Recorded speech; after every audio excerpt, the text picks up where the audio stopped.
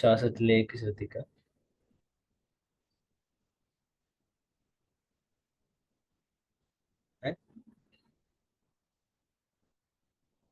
മെഡിറ്റേഷനിലേക്ക് നിന്ന് തിരിച്ചു വരാം.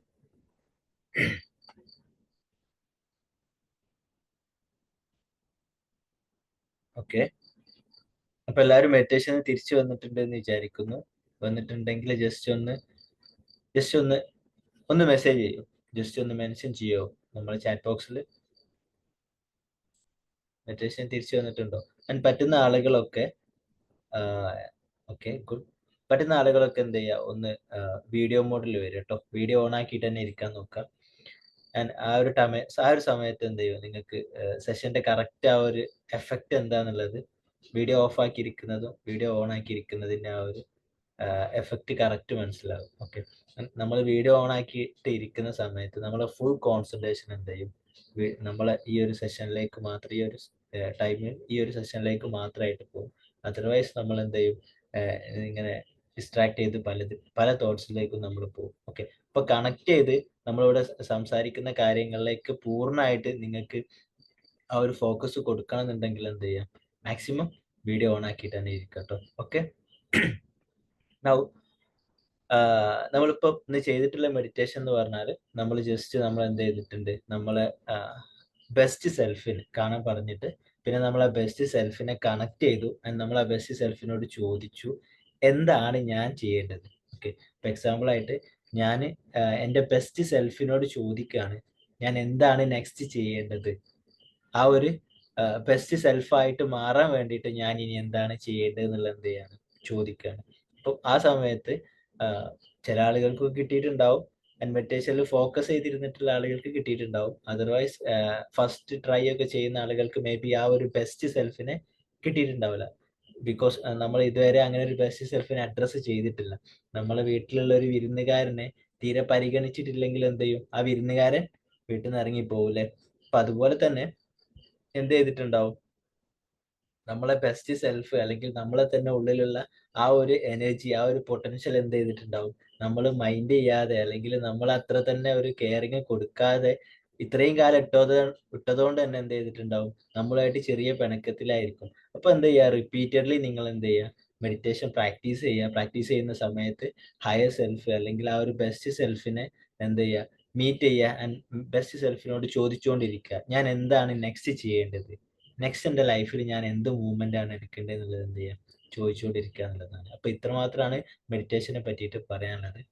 ആൻഡ് നൗ നമുക്ക് എന്ത് ചെയ്യാം, ഇന്നത്തെ സെഷനിലേക്ക് ജസ്റ്റ് മൂവ് ചെയ്യാം. അപ്പൊ ഇന്നത്തെ സെഷന് നമ്മൾ ഓൾറെഡി പറഞ്ഞിട്ടുണ്ടായിരുന്നു എന്താണ് ടോപ്പിക് എന്നുള്ളത്, mind reprogramming. Okay, so mind റീപ്രോഗ്രാമിങ്ങിനെ കുറിച്ചിട്ടാണ് നമ്മൾ എന്ത് ചെയ്യുക, ഈ സെഷനിൽ ഡിസ്കസ് ചെയ്യാം. ഞാനൊരു 3 സെഷൻ ആയിട്ടായിരിക്കും എന്ത് ചെയ്യാം, ഇത് കണ്ടക്ട് ചെയ്യാം. സോ ഫസ്റ്റ് ഓഫ് ഓൾ നമ്മൾ എന്താണ് മൈൻഡ് റീപ്രോഗ്രാമിംഗ് എന്നതിനെ കുറിച്ചിട്ട് ഇന്നത്തെ സെഷനിൽ ഡിസ്കസ് ചെയ്യും.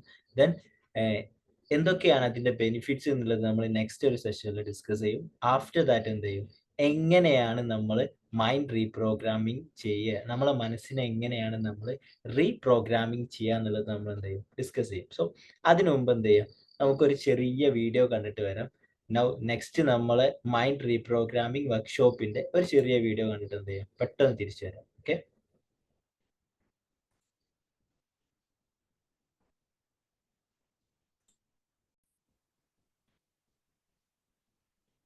നല്ല തിരക്ക് പിടിച്ചൊരു സിറ്റിയിലോട്ട് ഒരു ബസ്. ഈ ബസ്സിൽ ഡ്രൈവർക്ക് വേണ്ടിയിട്ടുള്ള നിർദ്ദേശങ്ങൾ നൽകാൻ ബാക്കില് ഡോർമൽ ഒരാളെ കാണും. ഇതാണ് ആര്, കിളി. ഈ കിളി പാറിപ്പോയാല് മുന്നിൽ ഓടുന്ന ഡ്രൈവർക്ക് എന്തായിരിക്കും അവസ്ഥ, വാഹനം നല്ല രീതിയിൽ ഓടിക്കാൻ പറ്റില്ലല്ലേ. ഇതുപോലെ നമുക്കുള്ളിലും ഒരു കിളിയുണ്ട്. ഈ കിളി പാറിയ അവസ്ഥയിലാണ് പലരും ഇന്ന് ജീവിക്കുന്നത്. ഈ അവസ്ഥയിൽ നിന്നും പാറിപ്പോയ കിളിയെ തിരിച്ച് നിങ്ങൾക്കുള്ളിലേക്ക് വിളിച്ചു വരുത്താൻ വേണ്ടിയിട്ട് there is a program, The Diamond Mind. ഈ വർക്ക്ഷോപ്പിൽ നമ്മൾ ഡിസ്കസ് ചെയ്യുന്നത് നമ്മളെ കുറിച്ചിട്ടാണ്, നമ്മുടെ എബിലിറ്റീസിനെ കുറിച്ചിട്ടാണ്, നമ്മളെ പൊട്ടൻഷ്യൽസിനെ കുറിച്ചിട്ടാണ്, നമുക്കുള്ളിൽ ഉറങ്ങിക്കിടക്കുന്ന നമ്മളെ ഹയർ സെൽഫിനെ കുറിച്ചിട്ടാണ്.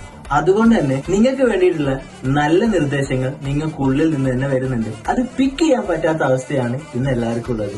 അതിൽ നിന്നൊരു മാറ്റം ആഗ്രഹിക്കുന്നുണ്ടെന്നുണ്ടെങ്കിൽ, നിങ്ങളുടെ ജീവിതത്തിൽ കംപ്ലീറ്റ്ലി ഒരു ട്രാൻസ്ഫോർമേഷൻ നിങ്ങൾ ആഗ്രഹിക്കുന്നുണ്ടെന്നുണ്ടെങ്കിൽ I welcome you the program Diamond Mind. June 15-നാണ് നെക്സ്റ്റ് ബാച്ച് സ്റ്റാർട്ട് ചെയ്യുന്നത്. സോ എൻറോൾമെന്റ് കാര്യങ്ങളൊക്കെ ഓപ്പൺ ആണ്. Enroll now.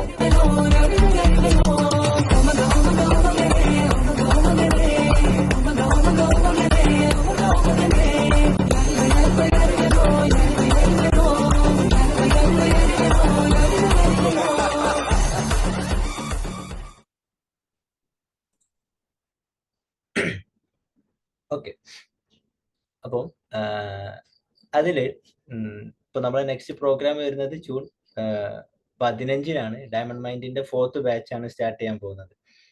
അപ്പം അതില് അവസാനം ദിലീപ് ഒരു ബസ് ഓടിച്ചിങ്ങനെ പോകുന്നുണ്ടല്ലേ, നമുക്ക് കാണാം. എന്താ പറയാ, കൺട്രോളൊക്കെ വിട്ടിട്ട് ബെല്ലില്ല ബ്രേക്കില്ല എന്നുള്ള രീതിയിൽ ഇങ്ങനെ കൊച്ചിൻ ഹനീഫയെ തട്ടാൻ എന്നുള്ള രീതിയിൽ പോകുന്നുണ്ട്. അപ്പോൾ ഈ ഒരു സിറ്റുവേഷനിലൊക്കെ നമുക്ക് ഒരുപാട് ആളുകളെ കാണാൻ പറ്റും. ലൈഫിൽ ആകെ ഒരു വെപ്രാളം, എന്താ ചെയ്യേണ്ടതെന്ന് അറിയില്ല, എന്തുകൊണ്ടാണ് ഇങ്ങനെ സംഭവിക്കണമെന്ന് അറിയില്ല, ബ്രേക്കും ബെല്ലും ഒന്നും ഇല്ലാത്ത രീതിയിലാണ് പലരുടെയും ലൈഫ് മുന്നോട്ട് പോകുന്നത്.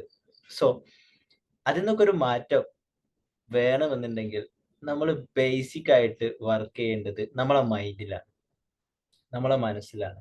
നമുക്കറിയാം, നമ്മളെ ശരീരത്തെ കൺട്രോൾ ചെയ്യുന്നത് എന്താണ്? നമ്മളെ മനസ്സാണ്, അല്ലെ? നമുക്ക് പലതും ചെയ്യാൻ നമ്മളെ ശരീരത്തെ പ്രാപ്തമാക്കുന്നത് എന്താണ്?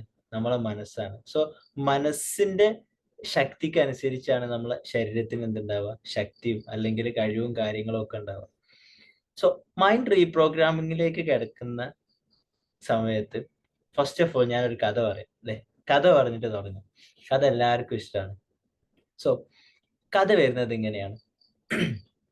വലിയ ആനയെ കണ്ടിട്ടില്ലേ? ആന എന്ന് പറഞ്ഞാല് നമ്മളെ കരയിലുള്ള ജീവികളെ കൂട്ടത്തില് വലിയ ജീവിയാണ്. സോ ഈ ആനയെ പറ്റിയിട്ടുള്ള ഒരു കഥയാട്ടോ. ഒരാള് ഒരു സർക്കസിൽ പോയി. ഈ സർക്കസിൽ ഒരുപാട് ആനകളുണ്ട്, ഒരുപാട് ആനകളുണ്ട്. ഈ ആനകളെല്ലാം ഇങ്ങനെ നിരനിരയായിട്ട് കെട്ടിയിട്ടിട്ടുണ്ട്. ഓക്കെ, ആന എന്ത് ചെയ്തിട്ടുണ്ട്? നിരനിരയായിട്ട് കെട്ടിയിട്ടിട്ടുണ്ട്. കെട്ടിയിട്ട രീതി എങ്ങനെയെന്ന് വെച്ചാൽ, ആനയുടെ ഒരു കാലിൽ ഒരു ചെറിയ കയറിട്ടിട്ട് ഒരു ചെറിയ കുറ്റിയിൽ എന്ത് ചെയ്തിട്ടുണ്ട്? കെട്ടിയിട്ടിട്ടുണ്ട്. ആ ആനകളൊക്കെ അവിടെ പെർഫോം ചെയ്യുന്ന ആനകളാട്ടോ. സോ ഈ സർക്കസ് കാണാൻ പോയ ഒരാൾ എന്താണ്, അതിശയത്തോടെ സർക്കസ് കാണുന്നതിന് പകരം ഈ ആനകളെ നോക്കി നിൽക്കുകയാണ്. കാരണം എന്താന്ന് വെച്ചാൽ, വലിയ ആനകള്, ഓക്കെ, കരയിൽ ജീവിക്കുന്ന ജീവികളിൽ തന്നെ വലിയ ജീവി.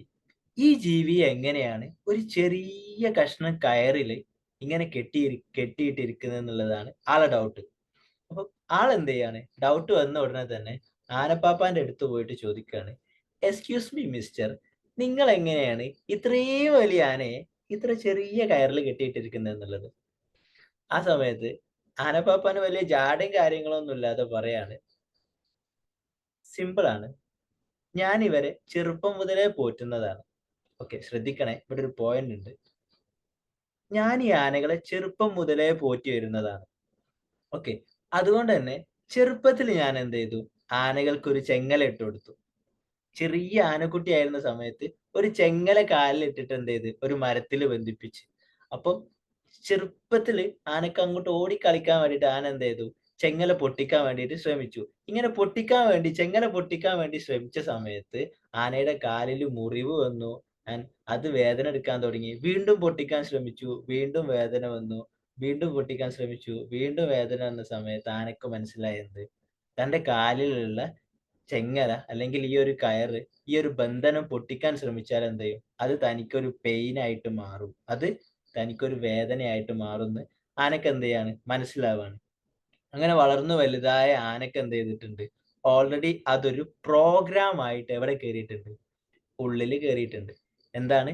കാലില് കയറുണ്ട് എന്നുണ്ടെങ്കിൽ അത് പൊട്ടിക്കാൻ ശ്രമിച്ചാൽ അത് വേദനയാണ്, അത് പെയിൻഫുൾ ആണ്, അത് ഭയങ്കര ബുദ്ധിമുട്ടാണ് എന്നുള്ള ഒരു പ്രോഗ്രാം ഉള്ളിൽ കയറിയിട്ടുണ്ട്. സോ ചെറുപ്പത്തിൽ പൊട്ടിക്കാൻ ശ്രമിച്ചിട്ട് പരാജയപ്പെട്ടതുകൊണ്ട് തന്നെ ഈ സമയത്ത് ആന എന്ത് ചെയ്യില്ല? വലുതായിട്ടും ഈ വലിയ ആന ചെറിയ കയറിൽ തങ്ങി നിൽക്കും അല്ലെങ്കിൽ കുടുങ്ങി നിൽക്കും. ആനക്ക് ഇപ്പോഴുള്ള പ്രോഗ്രാം എന്താന്ന് വെച്ചാൽ, ഈ കയറ് പൊട്ടിച്ചാൽ തനിക്കത് പെയിൻഫുൾ ആണ് എന്നുള്ളതാണ്. സോ സ്റ്റോറി ഇതാണ്. സ്റ്റോറിയിൽ നിന്ന് നമുക്ക് എടുക്കാനുള്ളത് എന്താന്ന് വെച്ചാല്, നമ്മുടെ ലൈഫിൽ മുമ്പ് എന്ന് പറയുന്നത് നിങ്ങൾ ജനിക്കുന്നതിന് മുമ്പ്, നിങ്ങൾ നിങ്ങളെ മാതാവിന്റെ ഗർഭപാത്രത്തില് രൂപപ്പെടുന്നത് മുതല് ഇന്നലെ വരെ അല്ലെങ്കിൽ തൊട്ട് മുമ്പ് കഴിഞ്ഞ ദിവസം വരെ നിങ്ങളെ ജീവിതത്തിൽ സംഭവിച്ചിട്ടുള്ള ഒരുപാട് കാര്യങ്ങളുണ്ടാവും. അതില് നല്ല കാര്യങ്ങളൊക്കെ, ബട്ട് അതില് നിങ്ങളെ നെഗറ്റീവായിട്ട് എഫക്ട് ചെയ്തിട്ടുള്ള ഒരുപാട് കാര്യങ്ങളുണ്ടാവും. ഇതെല്ലാം നിങ്ങളെ മൈൻഡില് എന്ത് ചെയ്തിട്ടുണ്ട്? പ്രോഗ്രാംസ് ആയിട്ടാണ് എന്ത് ചെയ്യുക? കേറുക. ആനയുടെ കാലിലെ കെട്ട് പോലെ പ്രോഗ്രാംസ് ആയിട്ടാണ് കേറുക.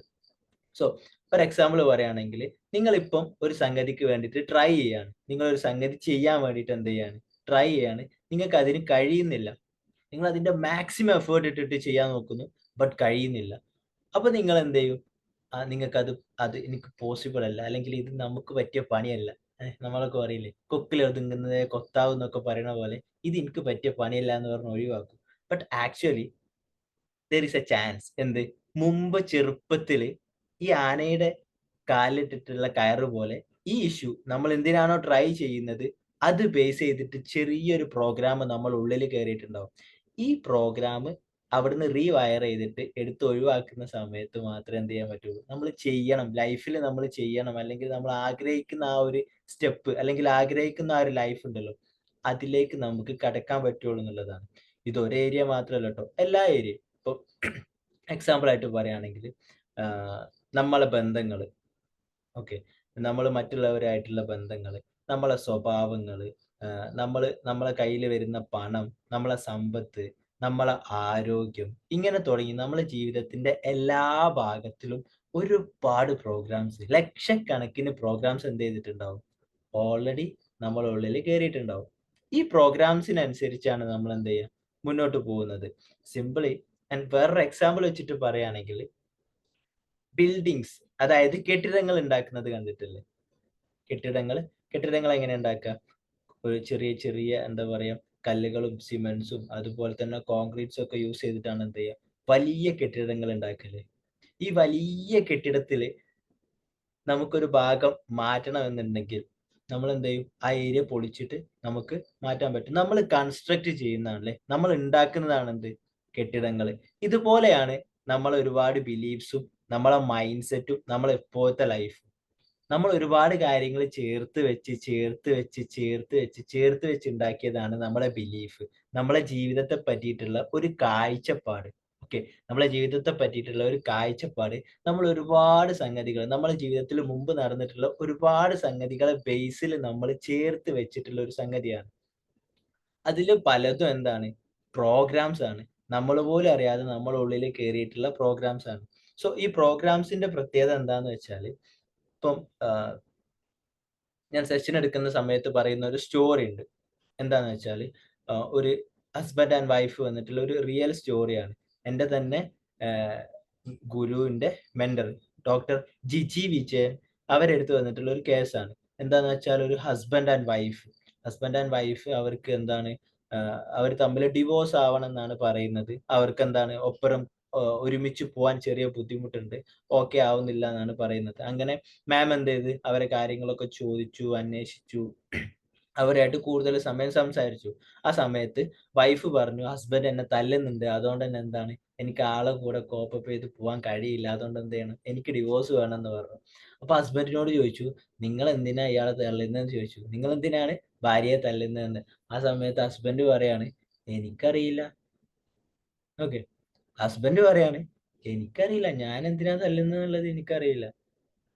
ആഹ് നമ്മളൊരു നോർമൽ ഒരാളാണെന്നുണ്ടെങ്കിൽ നമ്മളെന്ത് ചെയ്യും? ഇവന് ഞാൻ നോർമൽ അല്ല. എന്തോ ചെറിയ പ്രശ്നം ഉണ്ടെന്ന് നമ്മൾ വിചാരിക്കൂലേ? ബട്ട് ഓൾറെഡി ഞാൻ പറഞ്ഞല്ലോ. ഈ ഒരു സ്റ്റോറി ആനയുടെ സ്റ്റോറി മൈൻഡിൽ വെക്കുക. അതുപോലെ നമ്മളെ ചെറുപ്പത്തിൽ എന്തെങ്കിലും ഒരു ഇൻസിഡന്റ് ഉണ്ടാവും. നമ്മളിപ്പോ ചെയ്യുന്ന ബിഹേവിയേഴ്സിന്റെ ഒക്കെ പിന്നില് നമ്മളെ ചെറുപ്പത്തിൽ ഒരു ചെറിയ സ്റ്റോറി ഉണ്ടാവും. കുട്ടി സ്റ്റോറി ഉണ്ടാവും. അപ്പം മാം എന്ത് ചെയ്ത് ആളെ ഹിസ്റ്ററി എടുത്ത് ആളോട് സംസാരിച്ച് ആളെ ബാക്ക്ഗ്രൗണ്ട് കാര്യങ്ങളൊക്കെ സംസാരിച്ച സമയത്ത് നമ്മൾ പറയാറില്ലേ ഹസ്ബൻഡ് ആൻഡ് വൈഫ് ഭയങ്കര കച്ചറ അല്ലെങ്കിൽ സ്ഥിരമായിട്ട് പ്രശ്നങ്ങൾ ഉണ്ടാക്കുന്ന അച്ഛനും അമ്മയ്ക്കും ഉണ്ടാവുന്ന മക്കള് അത് എന്താ പറയാ പ്രശ്നങ്ങൾ കണ്ട് വളർന്നിട്ടുള്ള ഒരു കുട്ടിയാണെന്നുണ്ടെങ്കിൽ എന്ത് ചെയ്യും? ആ കുട്ടി വളർന്ന് വലുതായാൽ സ്വാഭാവികമായിട്ടും എന്ത് ചെയ്യും? ഈ കുട്ടിയും എന്ത് ചെയ്യും? സമൂഹത്തിൽ ഇറങ്ങുന്ന സമയത്ത് ഒരുപാട് പ്രശ്നങ്ങൾ ഉണ്ടാക്കും. മാതാപിതാക്കളുടെ അടുത്ത് നിന്ന് അങ്ങനത്തെ ബുദ്ധിമുട്ടാക്കുന്ന കാര്യങ്ങൾ, അല്ലെങ്കിൽ പ്രശ്നങ്ങൾ, കാര്യങ്ങൾ, പ്രോബ്ലംസ്, എന്നും തല്ല്, പിടി, അതൊക്കെ കണ്ടിട്ടാണ് കുട്ടി വളരുന്നതെങ്കിൽ ഈ കുട്ടി സമൂഹത്തിൽ ഇറങ്ങുന്ന സമയത്തും അതൊക്കെ തന്നെ എന്ത് ചെയ്യും, സമൂഹത്തിൽ കൊടുക്കാനുള്ള ചാൻസ് വളരെ കൂടുതലാണ്. അപ്പം അച്ഛനെ പറ്റി അന്വേഷിച്ചു, അമ്മയെ പറ്റി അന്വേഷിച്ചു. സോ അവിടെയൊന്നും ഒരു പ്രശ്നമില്ല. അവർ കംപ്ലീറ്റ്ലി ഓക്കെയാണ്. നല്ല ഹസ്ബൻഡ് ആൻഡ് വൈഫാണ്. ദെൻ വേർ പിന്നെ എവിടെയാണ് പ്രശ്നം? അപ്പൊ എന്ത് ചെയ്തു? നെക്സ്റ്റ് നെക്സ്റ്റ് അതിന് പിന്നിലുള്ള കാര്യങ്ങളെ കുറിച്ചിട്ട് എന്ത് ചെയ്ത് അന്വേഷിക്കാൻ വേണ്ടിയിട്ട് മാം ട്രൈ ചെയ്തു. അപ്പൊ അങ്ങനെ അന്വേഷിച്ച സമയത്ത് മനസ്സിലായി ഈ കുട്ടി, അതായത് ഇപ്പത്തെ ഹസ്ബൻഡ് ഈ അമ്മയുടെ വയറ്റിലുള്ള സമയത്ത് അച്ഛൻ എന്ത് ചെയ്യായിരുന്നു? ഡ്രിങ്ക് ചെയ്യായിരുന്നു. അച്ഛൻ ഡ്രിങ്ക് ചെയ്തിട്ട് വന്നിട്ട് എന്ത് ചെയ്യും? അമ്മയെ തല്ലും. ഓക്കെ, അമ്മയെ തല്ലും ആൻഡ് അങ്ങനത്തെ ഒരുപാട് ഇഷ്യൂസ് കാര്യങ്ങളൊക്കെ വീട്ടിൽ സ്ഥിരമായിട്ട് നടക്കാറുണ്ടായിരുന്നു. അപ്പം ഈ വയറ്റിലുള്ള കുഞ്ഞു മോൻ എന്ത് ചെയ്യുന്നുണ്ട്? ഇതൊക്കെ ക്യാപ്ചർ ചെയ്ത് വെക്കുന്നുണ്ട്. അമ്മക്ക് അടി കിട്ടുന്ന സമയത്ത് അമ്മക്കൊരു ഇമോഷൻ ഉണ്ടാവില്ലേ? അല്ലെ? നമുക്കൊരു അടി കിട്ടുന്ന സമയത്ത് നമുക്ക് ചെറിയൊരു വിഷമം ഉണ്ടാവില്ലേ? ഈ വിഷമം എന്ത് ചെയ്തിട്ടുണ്ട്? അമ്മക്ക് വന്നിട്ടുള്ള വിഷമം ഈ വയറ്റിൽ നിൽക്കുന്ന മോൻ എന്ത് ചെയ്യുന്നുണ്ട്? ക്യാപ്ചർ ചെയ്യുന്നുണ്ട്. ഇങ്ങനെ ഒരു സംഗതി നടക്കുന്നുണ്ട് എന്നുള്ളത്. അങ്ങനെ ക്യാപ്ചർ ചെയ്ത് അമ്മ പ്രസവിച്ച് മകൻ പുറത്തു വന്ന സമയത്ത് അച്ഛന് മനസ്സിലാവുകയാണ് എന്ത്? ആ, ജനിച്ചത് ഒരു ആൺകുട്ടിയാണ്. ഇനി ഞാനിങ്ങനെ കള്ള് കുടിച്ച് നടക്കാൻ പറ്റൂല. ഞാൻ ഇനി ഇങ്ങനെ വീട്ടിൽ പ്രശ്നം ഉണ്ടാക്കാൻ പറ്റൂല. മകൻ ഇതൊക്കെ എന്നെ കണ്ട് വളർന്നാൽ മകൻ എന്ത് ചെയ്യും? ഇതുപോലാവും. സോ അന്ന് മുതൽ അച്ഛൻ നന്നായി. പിന്നെ അച്ഛൻ അമ്മയെ തല്ലിയിട്ടില്ല, അച്ഛൻ വെള്ളം അടിച്ചിട്ടില്ല, അങ്ങനത്തെ ഒരു പ്രശ്നം ഉണ്ടാക്കിയില്ല. ബട്ട് ഈ അമ്മയുടെ വയറ്റിൽ നിൽക്കുന്ന സമയത്ത് തന്നെ എന്ത് ചെയ്തിട്ടുണ്ട്? മകൻ ഇതെല്ലാം ക്യാപ്ചർ ചെയ്തിട്ടുണ്ട്. ആഫ്റ്റർ ഒരു 25 ഇയേഴ്സ് ഒക്കെ മാരേജിന് ശേഷം എന്ത് ചെയ്യാണ്? മകൻ ഇങ്ങനെ തന്റെ വൈഫിനെ തല്ലാണ്. അതെന്തുകൊണ്ടാണ്? അമ്മയെ അച്ഛൻ തല്ലുന്നത് മകൻ കണ്ടിട്ടുണ്ട്. എവിടുന്ന്? അമ്മയുടെ വയറ്റിന്റെ ഉള്ളിൽ വെച്ചിട്ട്. സോ നമുക്കറിയാം, നമ്മളൊക്കെ നമ്മളെ അമ്മയുടെ വയറ്റിന്റെ ഉള്ളിൽ നിൽക്കുന്ന സമയത്ത് തന്നെ ചുറ്റുഭാഗത്തുള്ള കാര്യങ്ങളൊക്കെ ഒബ്സർവ് ചെയ്ത് പഠിച്ച്, എന്താ പറയാ, പിക്ക് ചെയ്ത് വന്നിട്ടുള്ള ആളുകളാണല്ലേ.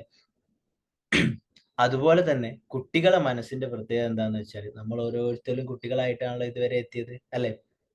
സോ നമ്മളെല്ലാം ചെറുപ്പകാലത്തിൽ, നമ്മളെ പറയാം അതാ നല്ലത്. നമ്മളെല്ലാം ചെറുപ്പകാലത്തിൽ പ്രത്യേകത എന്താന്ന് വെച്ചാല്, നമുക്ക് എന്ത് കാര്യവും നമ്മൾ എന്ത് ചെയ്യുക? ഒബ്സർവ് ചെയ്തിട്ടാണ് പഠിക്കുക, അല്ലെ? നിങ്ങൾ ആദ്യം അമ്മേന്ന് വിളിച്ചത്, അല്ലെങ്കിൽ നിങ്ങൾ ആദ്യം അച്ഛാന്ന് വിളിച്ചത്, അല്ലെങ്കിൽ ഉമ്മാന്ന് വിളിച്ചത്, ഉപ്പാന്ന് വിളിച്ചത്, അല്ലെങ്കിൽ ഭക്ഷണം കഴിക്കുന്നതിന് മാമ, അങ്ങനെ എന്തെങ്കിലും എനിത്തിങ്, നമ്മൾ സംസാരിക്കുന്ന സംസാരം, അല്ലെങ്കിൽ നമ്മൾ കാണിക്കുന്ന ആക്ഷൻസ്, ഇതൊന്നും നമുക്ക് ചെറുപ്പകാലത്ത് ആരും പഠിപ്പിച്ചു തന്നല്ല. നമ്മൾ എന്താ ചെയ്യുക?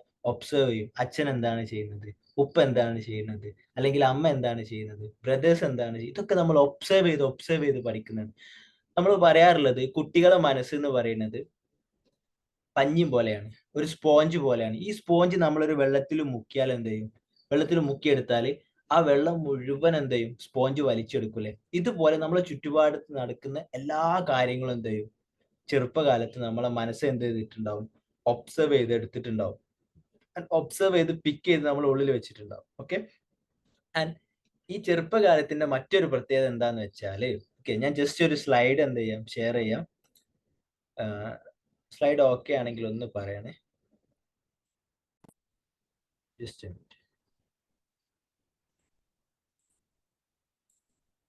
സ്ലൈഡ് ഓക്കെ ആണോ? സ്ലൈഡ് കാണാൻ പറ്റുന്നുണ്ടോ? ഓക്കെ. ഇതില് നിങ്ങൾ കാണുന്നുണ്ട് അല്ലേ? ഒരു വലിയ ഐസ് മല. ഈ ഐസ് മലയിൽ എന്തുണ്ട്? ഐസ് മലയുടെ മുകൾ ഭാഗം ഇവിടെ കാണുന്നുണ്ട്. അതുപോലെ തന്നെ എന്തുണ്ട്? താഴെ ഭാഗമുണ്ട് അല്ലേ? ഇത് നമ്മുടെ ഒരു മനസ്സിന്റെ ഒരു ഭാഗമാണ്. ഈ താഴെ ഭാഗം എന്താണ്? നമ്മുടെ മനസ്സിന്റെ തന്നെ മറ്റൊരു ഭാഗമാണ്. അതിനെന്ത് ചെയ്യുന്നുണ്ട്? നമുക്ക് ഒരുപാട് പേരിട്ട് വിളിക്കാം.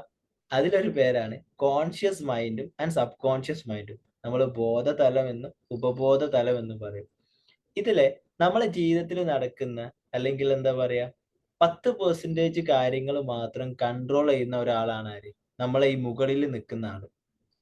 ആൻഡ് നമ്മളെ ലൈഫിൽ നടക്കുന്ന 90% കാര്യങ്ങളും, നമ്മളെ ഉള്ളിൽ നടക്കുന്ന, അല്ലെങ്കിൽ നമ്മുടെ ചുറ്റുപാട് നടക്കുന്ന കാര്യങ്ങളെ സ്വാധീനിക്കുന്ന 90% കാര്യങ്ങളും ആരാണ് കൺട്രോൾ ചെയ്യുന്നത്? ഇയാളാണ്. സബ് കോൺഷ്യസ് മൈൻഡ് ആണ്.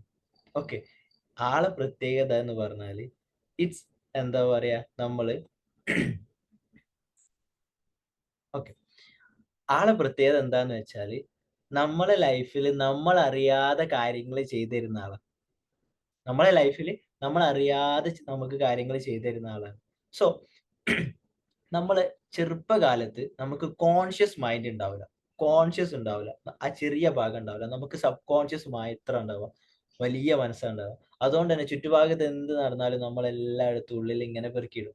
ആഫ്റ്റർ ദാറ്റ് ഒരു 8 വയസ്സ് ടു 12 വയസ്സ് അതിന്റെ ഇടയിലൊക്കെയാണ് നമുക്ക് എന്ത് ചെയ്യുക, ആ കോൺഷ്യസ് മൈൻഡിന്റെ കംപ്ലീറ്റ് ആയിട്ടുള്ള ആ ഒരു വളർച്ചയൊക്കെ പൂർത്തീകരിച്ചിട്ട് നമ്മൾ എന്ത് ചെയ്യുക, ആ ഇതങ്ങനെയാണ്, ഇതിങ്ങനെയാണ്, തീരുമാനമൊക്കെ എടുക്കാൻ പറ്റുന്ന രീതിയിലേക്ക് മെല്ലെ മെല്ലെ നമ്മളിങ്ങനെ വളർന്നു വരല് ആ ഒരു ഏജിലാണ്.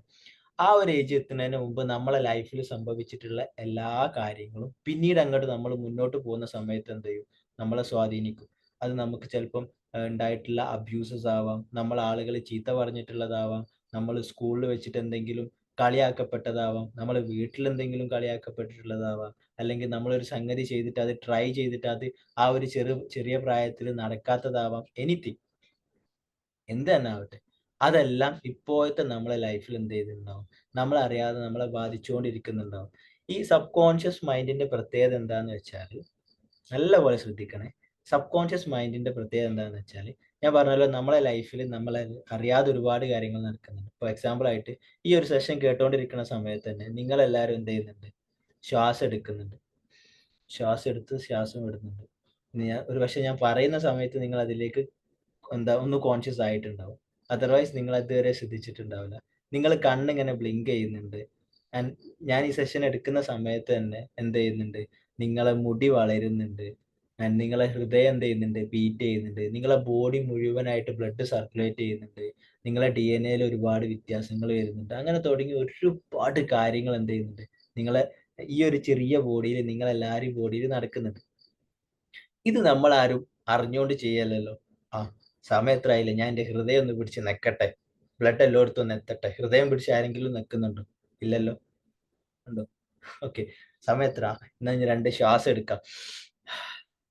ഇങ്ങനെ ആരെങ്കിലും ശ്വാസം എടുക്കുന്നുണ്ടോ? ഇല്ലല്ലോ. നമ്മളെന്താ ചെയ്യുന്നത്? നമ്മൾ പോലും അറിയാതെ അത് ചെയ്ത് പോവാല്ലേ. സോ ഇങ്ങനെ ഒരുപാട് കാര്യങ്ങൾ കൺട്രോൾ ചെയ്യുന്ന ഒരാളാണ് ആര്? Sub conscious mind. സോ ഈ സബ് കോൺഷ്യസ് മൈൻഡാണ് എന്ത് ചെയ്യുന്നത്, നമ്മൾ റീപ്രോഗ്രാമിംഗ് ചെയ്യുന്നത്. നമ്മുടെ ലൈഫിൽ നടന്നിട്ടുള്ള ഒരുപാട് സംഗതികൾ ഉണ്ടാവും. ഇന്ന് നമ്മൾ ലൈഫിൽ നേരിടുന്ന പല പ്രശ്നങ്ങൾക്ക് പിന്നിലും എന്താണ്, നമ്മളെ സബ് കോൺഷ്യസ് മൈൻഡിലുള്ള പ്രോഗ്രാംസ് ആണ് എന്ത്, അതിനുള്ള റീസൺ ആയിട്ട് നമ്മൾ പറയാറുള്ളത്. സോ നമ്മളെ മനസ്സ് മാറ്റുന്ന സമയത്ത് നമ്മുടെ ലൈഫിൽ ഉണ്ടാവുന്ന മാറ്റം എന്താണെന്നുള്ളത് ഞാനൊരു സ്റ്റോറി പറഞ്ഞുതരാം. ഏഹ് ഗ്ലെൻ എന്ന് പറഞ്ഞിട്ടുള്ള ഒരു വ്യക്തി ഉണ്ടായിരുന്നു. ആള് ചെറുപ്പത്തിൽ തന്നെ തന്റെ 8-ാമത്തെ വയസ്സിലാ തോന്നുന്നുണ്ട്. 8-ാമത്തെ വയസ്സിൽ എന്ത് ചെയ്തിരുന്നു, ആൾക്ക് ഒരു പൊള്ളലേൽക്കാണ്. തീ ബാധിച്ചിട്ട് പൊള്ളലേൽക്കാണ്. അങ്ങനെ ആളെ 2 കാലും എന്ത് ചെയ്യാണ്, ആകെ തീ ബാധിച്ച് നടക്കാൻ പറ്റാത്ത രീതിയിലാവും എന്നുള്ള ഒരു കണ്ടീഷൻ എത്തി. അങ്ങനെ ഡോക്ടേഴ്സ് വന്നിട്ട് ആളോട് പറയാണ്, "Glen, I am so sorry. എന്താണ് ഇനി നിങ്ങൾക്ക് നടക്കാൻ പറ്റില്ല" എന്ന് പറയാണ്. "ഇനി നിങ്ങൾക്ക് നടക്കാൻ പറ്റില്ല. നിങ്ങളെ കാല് എന്ത് ചെയ്തിട്ടുണ്ട്, കംപ്ലീറ്റ്ലി അത്രത്തോളം എന്താണ് പൊള്ളിയിട്ടുണ്ട്. സോ ഇനി നടക്കാൻ ചെറിയ ബുദ്ധിമുട്ടുണ്ടാവും" എന്ന് പറയും. അങ്ങനെ തിരിച്ച് ഹോസ്പിറ്റലിനൊക്കെ കഴിഞ്ഞ് വീട്ടിലെത്തിയ ഗ്ലെൻ എന്ത് ചെയ്യാണ്? ഗ്ലെൻ തീരുമാനിക്കുകയാണ്, എനിക്കെന്ത് ചെയ്യണം? നടക്കണം എന്നുള്ളത്. അങ്ങനെ ഒരാഴ്ചക്കൊക്കെ ശേഷം അമ്മയോട് പറയാണ്, "അമ്മേ, ഞാൻ നടക്കും." അങ്ങനെ അമ്മയോട് പറഞ്ഞ ശേഷം ഗ്ലെൻ നടക്കാൻ വേണ്ടി ട്രൈ ചെയ്യാണ്. ഭയങ്കര പെയിൻഫുൾ ആയിരുന്നു കാല് ആ സമയത്ത്. അങ്ങനെ ഗ്ലെൻ നടന്നു. 1-ാമത്തെ ദിവസം, 2-ാമത്തെ ദിവസം, 3-ാമത്തെ ദിവസമൊക്കെ കഴിഞ്ഞു. ഗ്ലെൻ അങ്ങനെ പതിയെ നടക്കാൻ തുടങ്ങി. നടത്തം ഒരു ഓക്കെ ഫീലിൽ വന്ന സമയത്ത് ഗ്ലെൻ എന്ത് ചെയ്യാണ്? അടുത്തതായിട്ട് തീരുമാനിക്കുകയാണ്. യെസ്, ഞാൻ നടക്കാൻ ഓക്കെ ആയിട്ടുണ്ട്. നൗ എനിക്ക് എന്ത് ചെയ്യണം? ഒന്ന് ഓടണം. അങ്ങനെ ഗ്ലെൻ എന്ത് ചെയ്യാണ്? ഓടാൻ സ്റ്റാർട്ട് ചെയ്യാണ്. ആ നടത്തം പിന്നീട് ഓട്ടത്തിലേക്ക് മാറുകയാണ്. ആ ഓട്ടം പിന്നീട് എന്ത് ചെയ്യാണ്? ഗ്ലെന്റെ ഉള്ളില് മറ്റൊരാഗ്രഹം കൊണ്ട് കൊടുക്കുകയാണ് എന്ത്? എനിക്ക് വേൾഡിലെ തന്നെ ഏറ്റവും ബെസ്റ്റ് ആയിട്ടുള്ള ചാമ്പ്യൻഷിപ്പിൽ പങ്കെടുക്കണം. അതിന് എനിക്ക് അവിടെ റൺ ചെയ്യണം. അവിടെ ഓടണം എന്നുള്ളത്. അങ്ങനെ 1932 1500 മീറ്ററില് ആഹ് ഗെ ഗ്ലെൻ എന്ത് ചെയ്യുന്നുണ്ട്? 4th ഒളിമ്പിക്സിലാട്ടോ. ഒളിമ്പിക്സിൽ 4th റാങ്ക് നേടുന്നുണ്ട്. ആൻഡ് 1936 എന്ത് ചെയ്യുന്നുണ്ട്? വെള്ളി മെഡൽ നേടുന്നുണ്ട്. ആഫ്റ്റർ ദാറ്റ് അതേ അതേ ഇയറിൽ തന്നെ 800 മീറ്ററിൽ വേൾഡ് റെക്കോർഡ് എന്ത് ചെയ്യുന്നുണ്ട്? ഒളിമ്പിക്സിൽ ബ്രേക്ക് ചെയ്യുന്നുണ്ട്. സോ ഡോക്ടർമാര് വിധി എഴുതിയിട്ടുള്ള ഈ ഒരു സ്ഥലത്ത് നിന്ന് വേൾഡിലെ തന്നെ ഒരു ചാമ്പ്യൻ ആയിട്ട് മാറാൻ വേണ്ടിയിട്ട് ഗ്ലെന്നെ സഹായിച്ചത് എന്താണ്? ആളൊരു മനസ്സാണല്ലേ.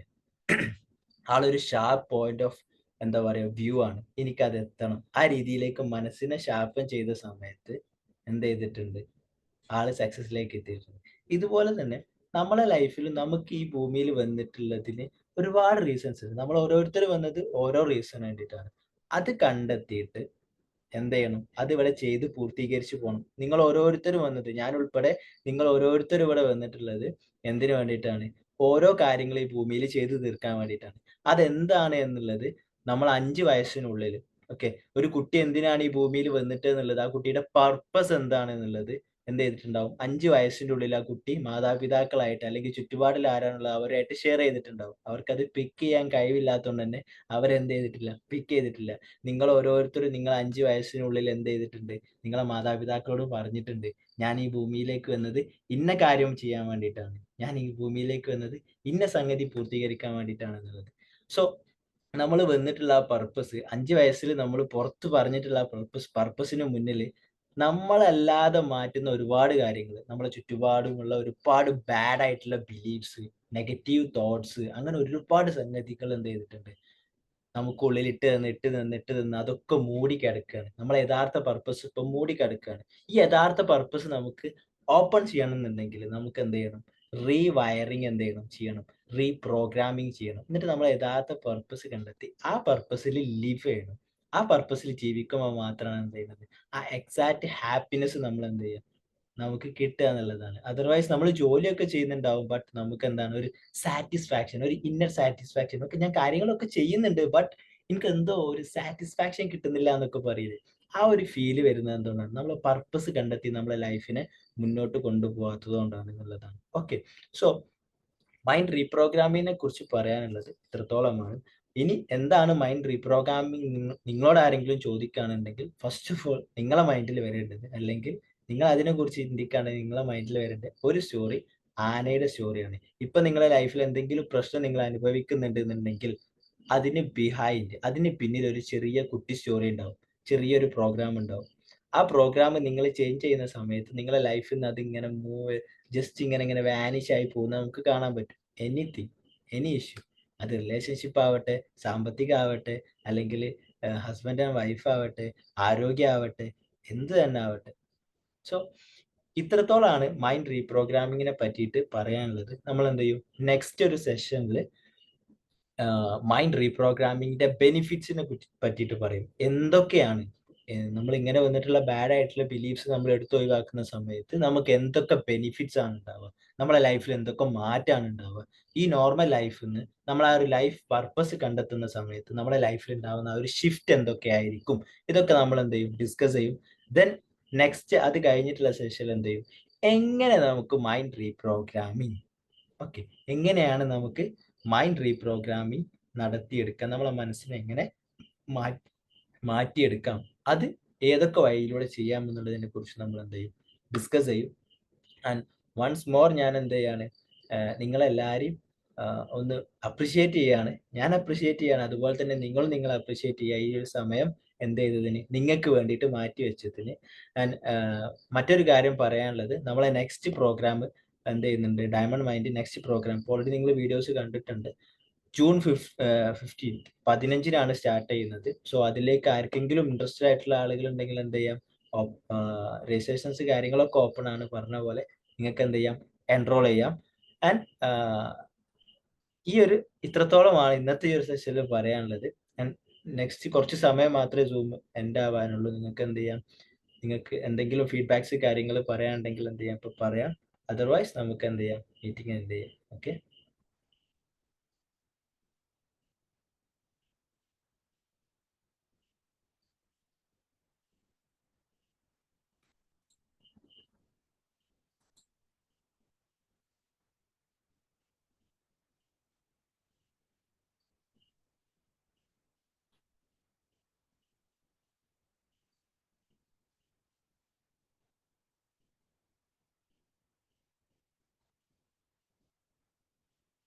ഓക്കെ.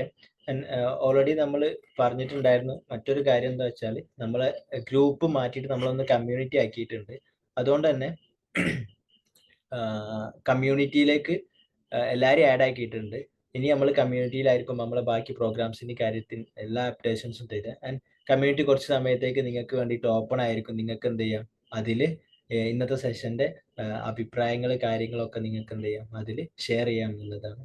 ആൻഡ് ഇന്നത്തെ പ്രോഗ്രാമിന് വന്നിട്ടുള്ള എല്ലാവരോടും എന്ത് ചെയ്യാണ്, നന്ദി പറയാണ്. Thank you so much. And next Sunday എന്ത് ചെയ്യാം, നമുക്ക് കാണാം. Thank you so much.